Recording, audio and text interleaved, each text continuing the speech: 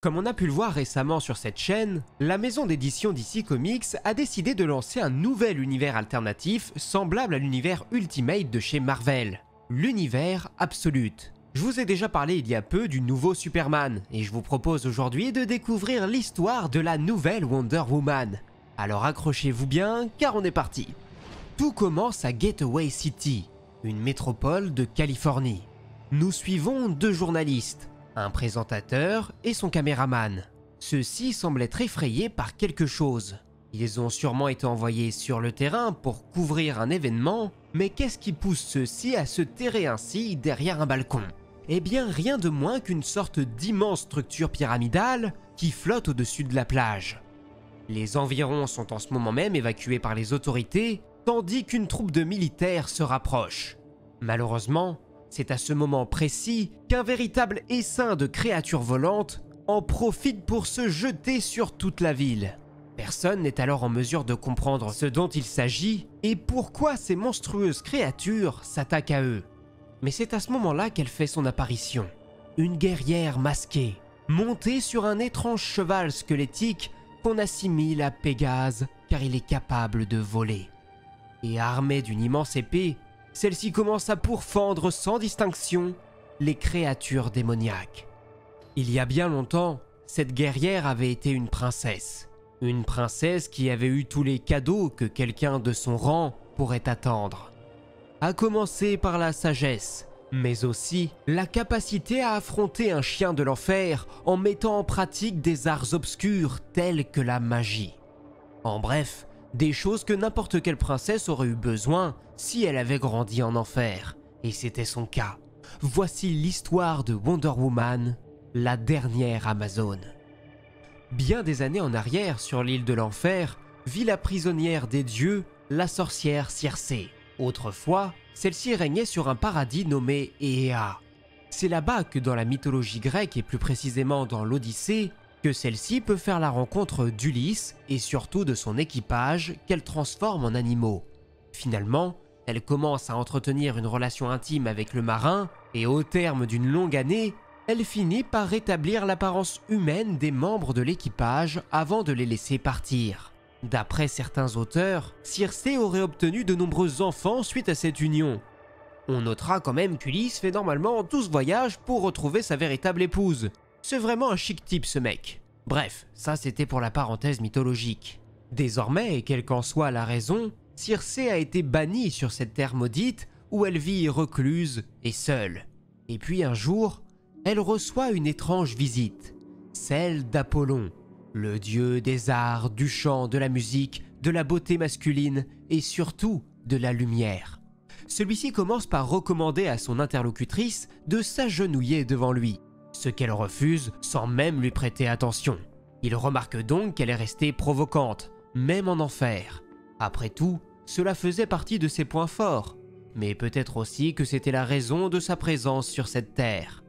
Quoi qu'il en soit, Apollon avait quelque chose à lui remettre, ou plutôt quelqu'un, un bébé.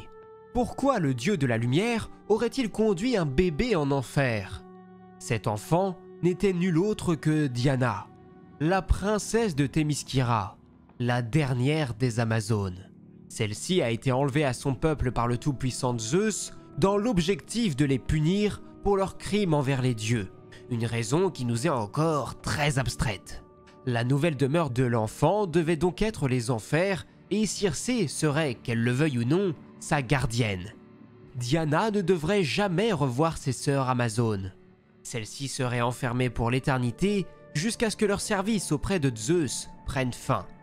Et plus encore, pour que jamais elle ne retrouve ses sœurs, Apollon interdit à la sorcière de prononcer le terme d'Amazone. Ce mot était désormais banni. Et effectivement, Circé ne peut plus le prononcer. Tout cela était bien étrange. Le dieu essayait de le cacher, mais il avait peur de cet enfant. Pourquoi? Et d'ailleurs, que se passerait-il si le bébé mourait? D'après l'être divin, il n'en avait que faire. Cela leur importait peu. Seul comptait le fait que Diana demeure ici, peu importe le sort qui serait le sien. Évidemment, Circé ne s'attendait pas à devoir élever un enfant, encore moins sous ces conditions. Mais dans son arrogance, Apollon n'avait pas établi tant de règles que cela, ce qui allait bien l'aider.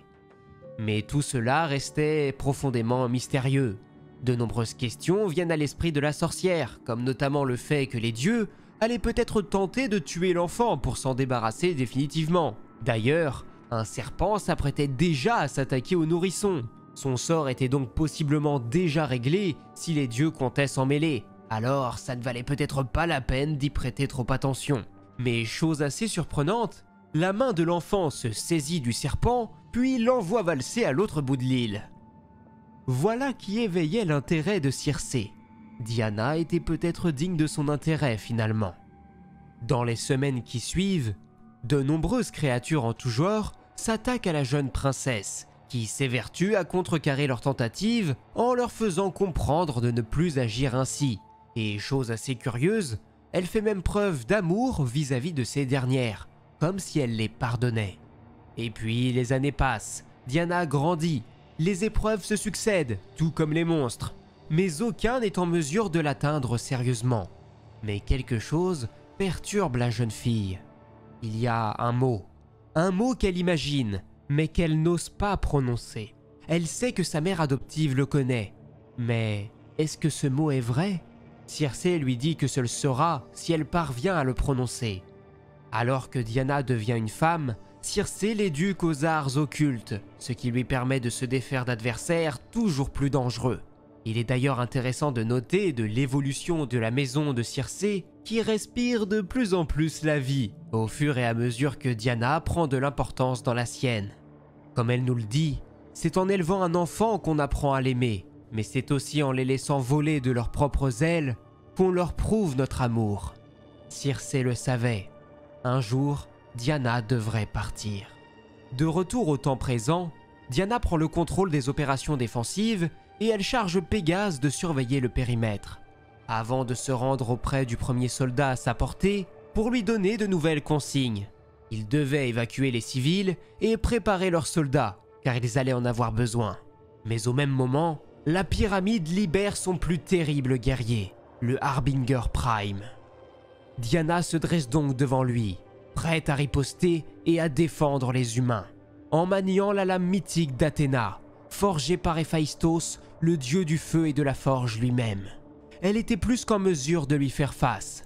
Alors il ferait mieux de reculer, de retourner d'où il vient et de prévenir son maître, quel qu'il soit, que ce monde était sous sa protection. Bien évidemment, le monstre n'a que faire de ces avertissements et décide de passer à l'offensive. Diana prouve par là même sa résistance, ce qui laisse l'occasion à son destrier d'attaquer en prenant la créature par surprise. Malheureusement, celle-ci est plus coriace qu'il n'y paraît, et pire encore, celui-ci commence à ramener à la vie toutes les créatures que Wonder Woman avait déjà pu éliminer. Ouais, elle allait en baver cette fois-ci. De retour dans le passé, Diana parle de nouveau de ce fameux mot à sa mère, car elle sait qu'il est important et cela la terrifie. Mais comme le lui dit Circé, elle n'a pas réellement peur du mot, elle a surtout peur du changement que cela provoquera de le prononcer.